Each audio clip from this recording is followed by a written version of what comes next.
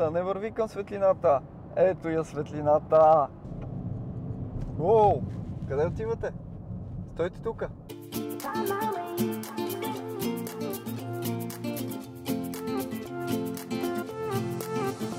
A new place, a new home, for a while, let me feel alive. Nothing to hold me back, take my time, just enjoy the ride.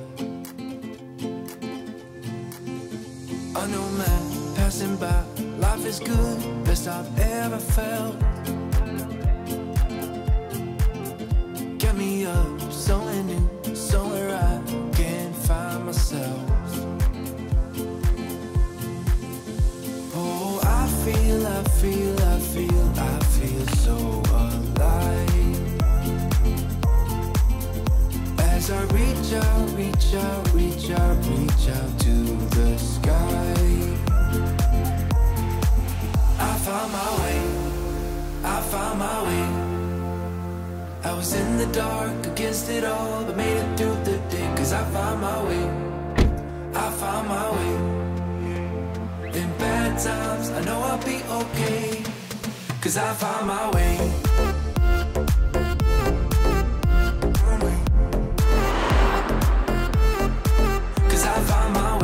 Днес, както видяхте, откраднах ключа и ще ви повоза в една от най-продаваните в света коли, а именно Toyota Corolla.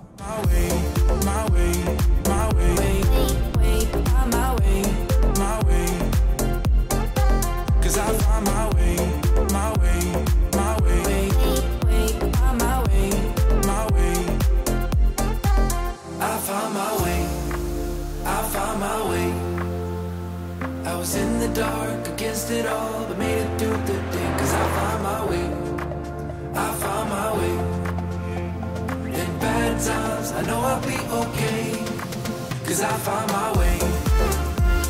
След като покарах малко време колата, ми направи страшно впечатление това, че за такъв обикновен седан колата седи много добре на пътя, макар че е с доста високи гуми и то от нисък клас. Поведението е супер добро, усещаш задницата на пътя и имаш контрол над нея през цялото време.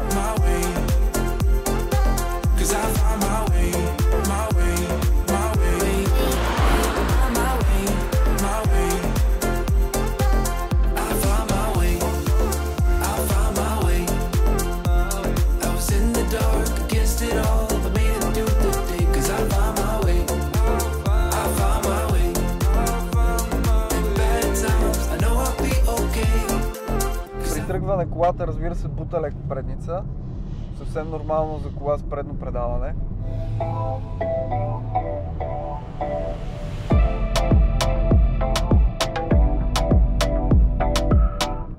Карах я и в София, и сега извън градско я карам. Прави ми впечатление, че наистина надълго, може би с включването на мотора разходът ще е малко по-висок, но в София разходът е перфектен. Около 4,5 ми е дала. Понеже все пак, който си купува тази кола, си я купува заради икономията, не си я купува заради това да дава газ.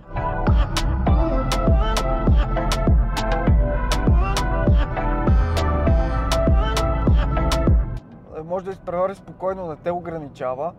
Може би ако е пълна, трябва да имаш едно в предвид при изпреварвания.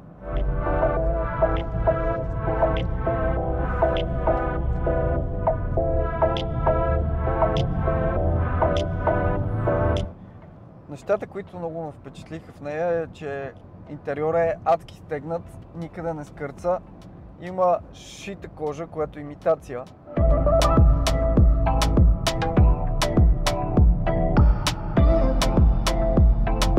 Според мен тази кола може да надживее много други от нейния клас.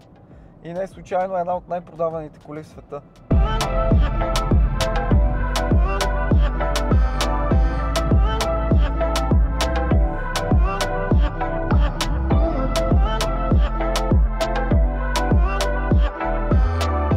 Интересно, че като почна да свършва батерията и мощността се усеща на педала, че вече не е същата.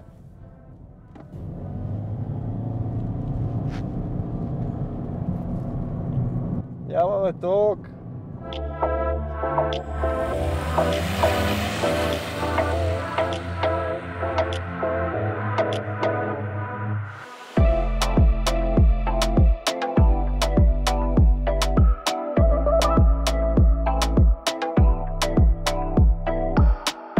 Понеже всеки ме пита как точно става, на ток ли се движа в момента, на бензин ли се движа, как мога да се движа само на ток, как мога да се движа само на бензин.